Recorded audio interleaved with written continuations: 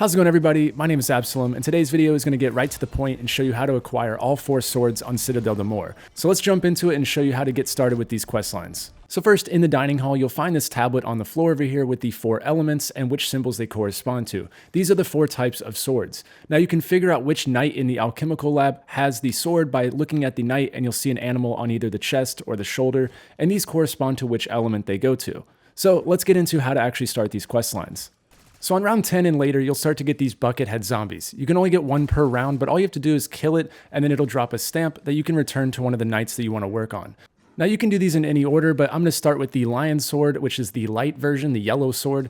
And after I gave him my stamp, I can pick up the sword, and then I'll get these 4 glowing pests. Don't worry, if you mess this up, they spawn each round until you've done this quest line. So you just need to go over to where Speed Cola is near spawn, and you'll find this door with a lion head knocker on it. At this point, we need to melee one of the glowing pests, which will turn our sword glowing yellow, and then you just need to melee that door. You'll see the symbol appear on the door, and we just need to do this 4 different times. You can't stack all 4, it does have to be individual, but if you mess this up, like I was saying, you'll get 4 each round until you've actually completed this, so don't worry if you mess this up.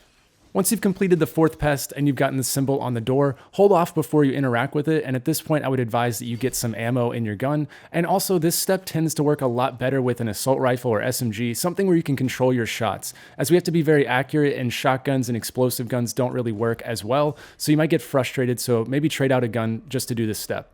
Once you're in this room and you've interacted with the door, you just need to place your sword in the podium here, and then you'll see these symbols on the bottom. Now they're going to be the same in every game, and you just need to shoot the symbols flying around the room in the correct order. So it's going to be the circle with the little dot in the middle, and then it'll be the snowflake, and the 3rd one is going to be the triangle shaped one, and then the 4th one is going to be the other circle with the line and the dot. So once you've shot all 4 symbols, the sword will light up, and you'll be able to pick up the upgraded sword. This is going to be called the Solace. I hope I'm saying that correct, but it's going to be the light sword. And so now I'm going to show you gameplay with this sword really quick, and then we'll move on to the next one. All of these swords have a special ability by using the ADS and the shoot button at the same time, and then you have to charge it after each use by killing zombies.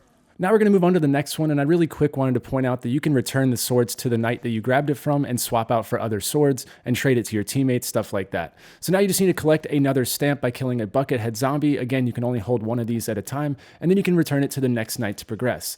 So I'm going to do the fire sword or the dragon sword at this point. So once we turn in our stamp, we can grab our sword again. Now this one's really quick to do, so most likely is the one that you'll do first in your game just to survive with. But come over to the dining hall passage where Juggernog is, and you'll see this dragon statue. Place your sword in that podium, and now we have to find 3 fire cauldrons around the map. So if you head to spawn, right outside of spawn, you'll find the first one.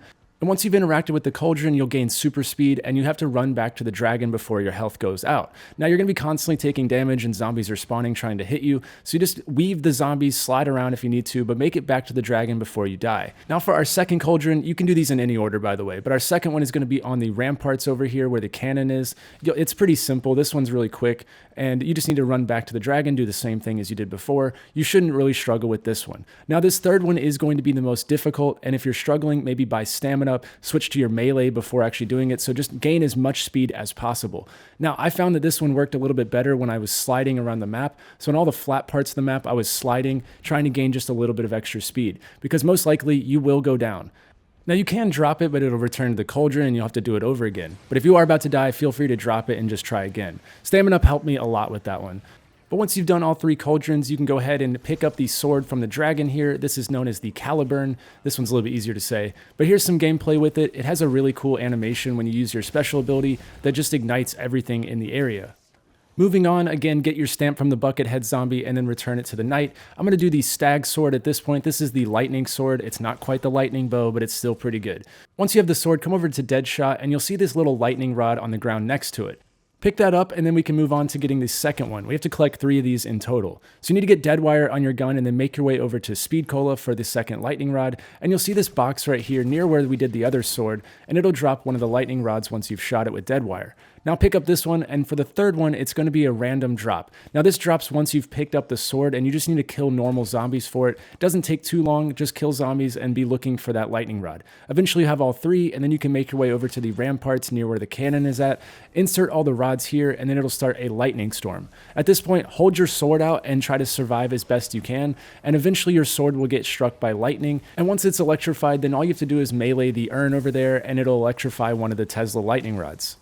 To make this a little bit easier, I would do it at the end of the round as you'll get a little bit less zombies. It is a little bit tough to survive here when you can't really do much and you have to stay inside the storm. So just do it at the end of the round. It made it a lot easier for me. After you've done this 3 total times, you'll be able to melee the urn and interact with it.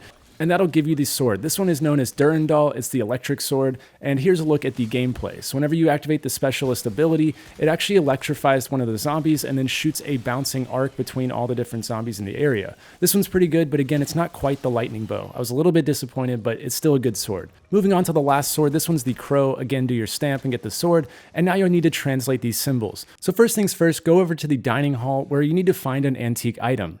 This will be in a different spot each game, and the item that you pick up will be different in each game. It's going to be on one of the shelves or the tables. It's not too many spawns. Just hold interact on all the shelves until you pick up the antique item. For me, it was right there on that table, and you're going to get a statue. This is what that antique item is. You need to take that statue over to spawn in the cellar right below the tavern and insert it onto this wall, at which point you'll know which statue links to which zodiac. So for me, I had a scorpion, and that's going to link to Scorpio. So you'll need to determine which zodiac sign you have. Here's a look at all the zodiac signs that have spawned and which symbols they go to. So I've gone ahead and highlighted which symbols go with which skull and which element, so I hope that this makes this a little bit easier, but just line up based on which skull you get, line it up with the element and the symbol that it's associated with that zodiac, and then input it on the dials. Once you determine which zodiac you have to align the symbols on the bottom where the green arrow is by rotating them around on the dial. You need to line up your zodiac with its symbol as well as which element it goes with. So for example, I had a scorpion that links to Scorpio. So now I align the Scorpio symbol as well as the water element, and once all of my symbols are in a row facing the bottom side, I will unlock the next step. Once done correctly, you'll start getting zodiac bubbles coming out of the wall that follow your player around. There's also a void tear on the floor, so you need to position yourself so that the bubbles follow you and then go into the rift. Once you collect 3 bubbles, the orb will move and it'll open up another rift. You'll do 3 more bubbles, and then eventually it'll go up to the upper floor where the pool table is and do the last step. After collecting all 3 rifts with the 3 bubbles, you'll then escort the orb back to the bottom and you'll complete the sword. As a huge fan of the Void Bow under Eisendrache, I love this sword as well. This one looks the coolest and it has a really cool animation. It's called the Balmung sword. It's also the Stag sword if you want to be basic with it. But yeah, here is the sword. It's completed, and now I'll show you some gameplay. It is actually really crazy. It opens up a rift which sucks zombies in, and it just absolutely melts everything in its path. Alright, so that's how to get all 4 swords on Citadelle de Mort. Hope that this guide helped you get these swords in-game. Thank you guys so much for watching. My name is Absalom, and I'll see you in the next video.